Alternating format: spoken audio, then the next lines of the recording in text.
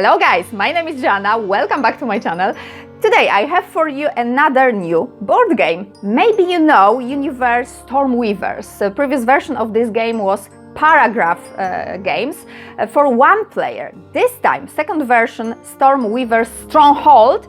It's a board game for 1 to 3 players, and in this game you have a book, you have paragraphs, you have a lot of maps, lots of enemies in form of acrylic standees and 3 heroes, and of course a lot of story. In a moment in this video I will show it for you with more detail and tell you what you can expect in StormWeavers Stronghold. So I invite you to watch, and if you have any questions, please write them in the comment section below. And now, here we go. Our adventure will begin with starting the plot. So listening now. Hundreds of years ago, exiled by the god Odin from Nidavellir, a clan of dwarves found their city in the Alps.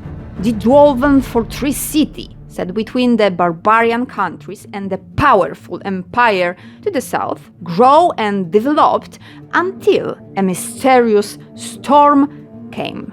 It drove some of the dwarves, pitched from the forest, to insanity. It also caused fury among the goblins, who became a real threat to the dwarves clan.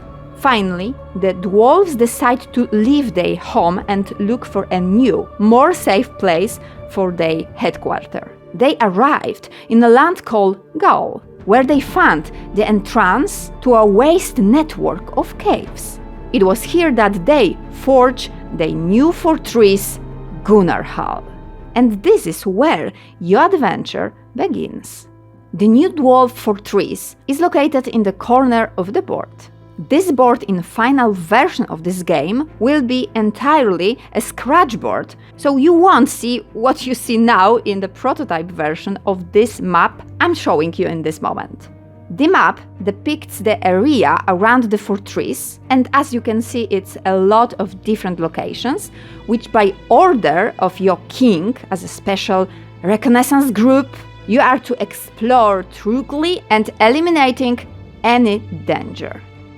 The number on the space indicates which paragraph you should read when entering such an area. If you are visiting a space for the first time, you should read the paragraph number with an exclamation mark.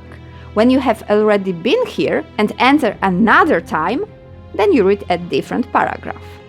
Maybe this map is not one of the largest, but as you can see, it offers quite a variety of locations to explore and discover new potential threats that you have to fight.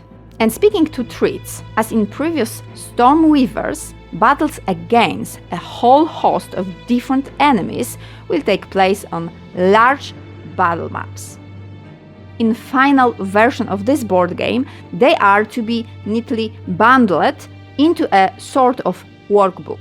But already in this prototype, I can show you their diversity. As a curiosity, I will add that they are illustrated by the daughter of Poldziemski, the author of this game.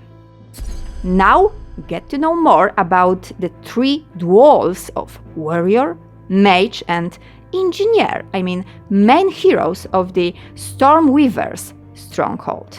So each of the heroes has certain statistics in the form of an assignated set of sphere cards. These determine the character's skills and what he specializes.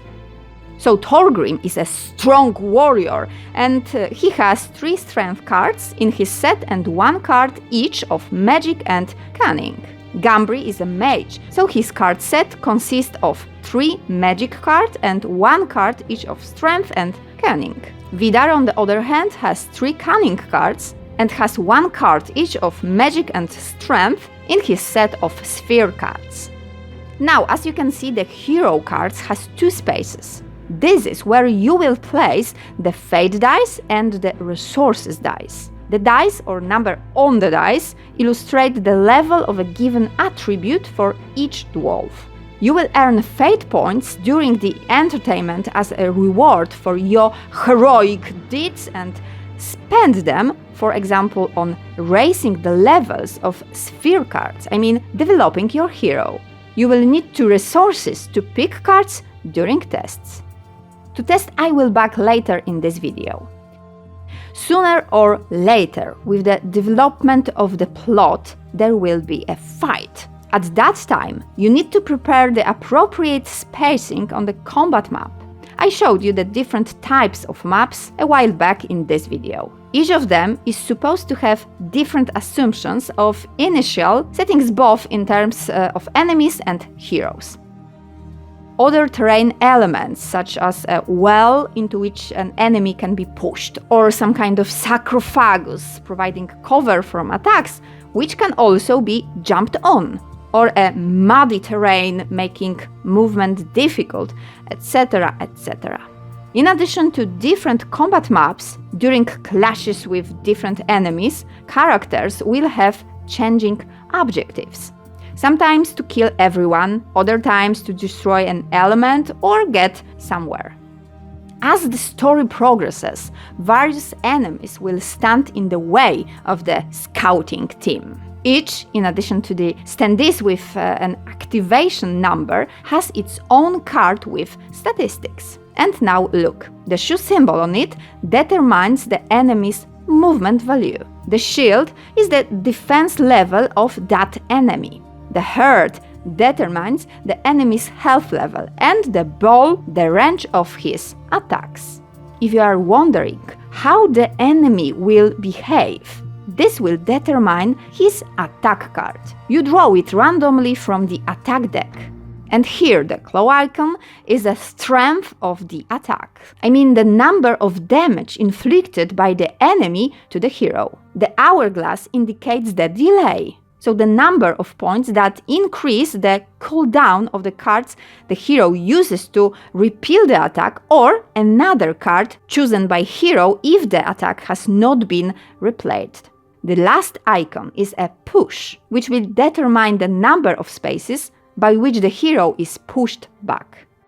In this board game, heroes activate in any selected by player's order, while enemies according to the activation, I mean initiative number on his marker. The first with the lowest number until the highest. During a combat turn, heroes can take 2 actions, such as moving and, for example, playing a sphere card.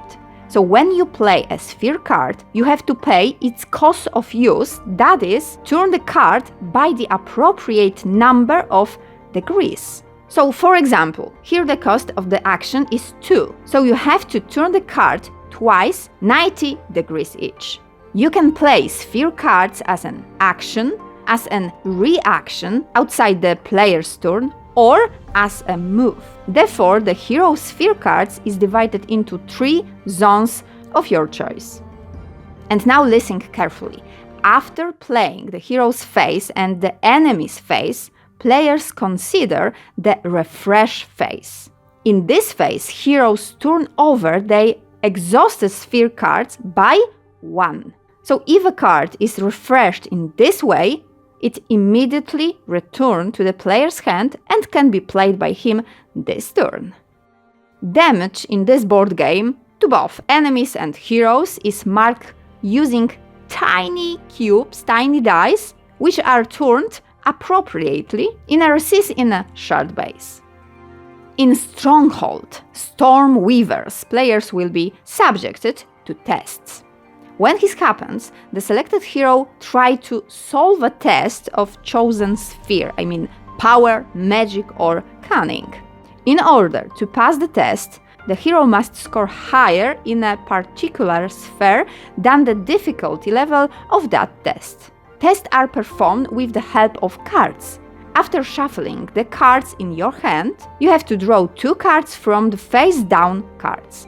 Remember that only cards for the tested sphere can be considered for the test. It's some kind of equivalent to a dice roll.